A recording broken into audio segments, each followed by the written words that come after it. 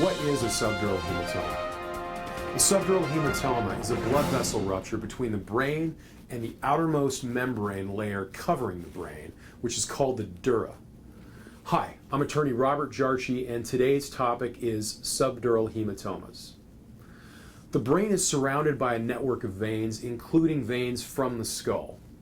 Subdural hematomas are typically caused by a traumatic brain injury, such as a blow to the head, that tears or ruptures one of these veins.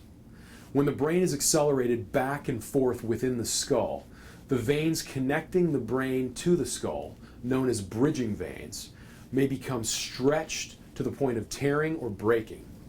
Blood may then fill the cavity between the brain and the skull. The word hematoma actually means a collection of blood. The blood is beneath the dura membrane of the brain and is therefore called a subdural hematoma. A subdural hematoma may expand and put pressure on the brain itself, which can then actually damage the delicate brain tissue from that pressure. Classification. Subdural hematomas are classified in 3 categories, depending on how quickly the symptoms actually appear. Acute subdural hematomas are usually caused by severe head injuries, and symptoms will appear immediately. These are the most dangerous types of subdural hematomas, and death can occur if they are not treated immediately. Subacute and chronic subdural hematomas may take days or weeks before symptoms even appear, and these classifications tend to bleed much more slowly. Symptoms.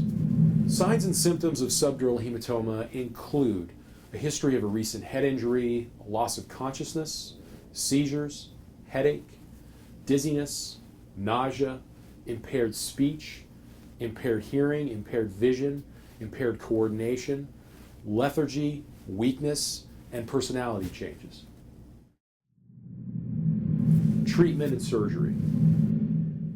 All suspected brain injuries should be immediately evaluated by a qualified physician. A CT or MRI scan can usually detect significant subdural hematomas. Treatment of subdural hematomas depends on their size and how quickly they're actually expanding. Some small subdural hematomas can heal themselves under the careful supervision of a physician. A larger subdural hematoma can be treated using a temporary small catheter that is drilled into the skull, which actually sucks out the pooling blood. Some larger subdural hematomas require craniotomy, in which a part of the skull is actually opened up to remove the pooling blood, also to relieve the pressure that the pooling blood has created, and to repair the injured blood vessel itself. Prognosis. The prognosis following a subdural hematoma depends on the size of the hematoma, the location, and how quickly treatment is obtained. If the hematoma gets large enough to cause sufficient pressure and actual brain damage, then rehabilitation will be necessary to try to get the person back to their previous level of function. If you or a loved one has suffered from a traumatic brain injury, and you have any legal questions about your particular matter, I want to encourage you to pick up the phone and give me a call. I answer legal questions every single day, and I welcome your call.